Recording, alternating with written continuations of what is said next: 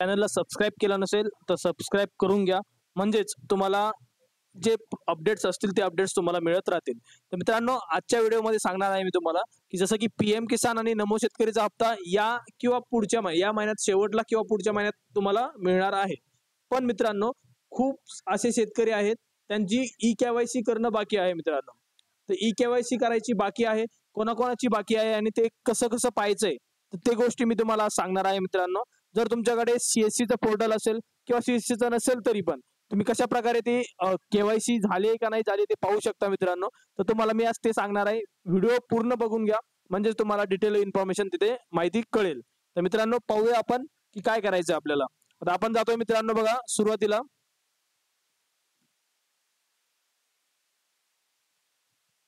PM किसान website वरती मित्रांनो, बरोबर पीएम किसान आपण सर्च केलेलं आहे इथे।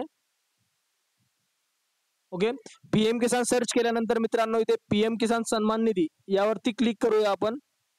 यावरती क्लिक केल्यानंतर तुम्हाला जे पुढे जे ओपन होणार आहे ते ओपन झाल्यानंतर काय असेल, कुठे चेक करायचे ते तुम्हाला सांगतो। ओपन होते मित्रांनो ते।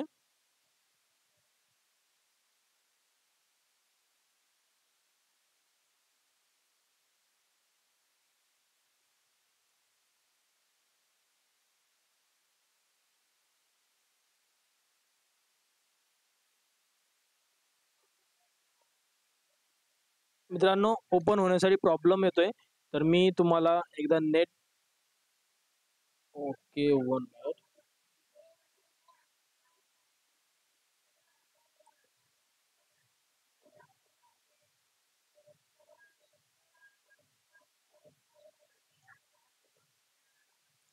मित्रांनो हे बघा, आता असं ओपन झालंय बरोबर। ओपन झाल्यानंतर तुम्हाला इथे दिसतंय मित्रांनो एक्सटर्नल लिंक वरती वरच्या कोपऱ्यामध्ये, हे बघा इथे वरच्या कोपऱ्यामध्ये दिसतंय एरो, त्या एरो वरती क्लिक करायचंय मित्रांनो। इथे तुम्हाला सीएससी लॉग इन, आता तुम्हाला एक काम करायचंय मित्रांनो, ज्या गावात तुम्ही आहात तिथे सीएससी सेंटर कडे जायचंय, तुमची केवायसी झाली का नाही झाली ते चेक करण्यासाठी तुम्हाला इथे जाऊन सीएससी लॉग इन वरती क्लिक करायचंय। आता सीएससी लॉग इन वरती जेव्हा क्लिक करतो मित्रांनो आपण, हे बघा अशा प्रकारचं पेज ओपन होईल। इथे रिपोर्ट वरती टच करायचंय, दिसतंय CSC wise report, ABPS not ready count आणि ई केवायसी पेंडिंग रिपोर्ट। तर ई केवायसी पेंडिंग रिपोर्ट वरती आपल्याला क्लिक करायचंय मित्रांनो, बरोबर। आता इथे ऑटोमॅटिक मी बीड मधला आहे म्हणून ऑटोमॅटिकली बीड महाराष्ट्र बीड आलं इथे, बरोबर।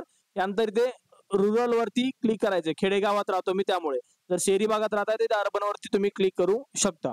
यानंतर मित्रांनो इथे तुमचा तालुका सिलेक्ट करायचा आहे, राईट।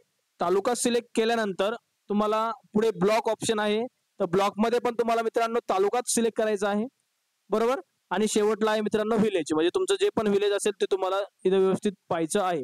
तर मी ते विलेज करतोय आणि गेट डेटा वरती क्लिक करतोय। आता गेट डेटा वरती जेव्हा क्लिक करतोय मित्रांनो, ज्यांच्या ज्यांच्या केवायसी बाकी आहेत त्यांचे सगळ्यांचे नाव येतात।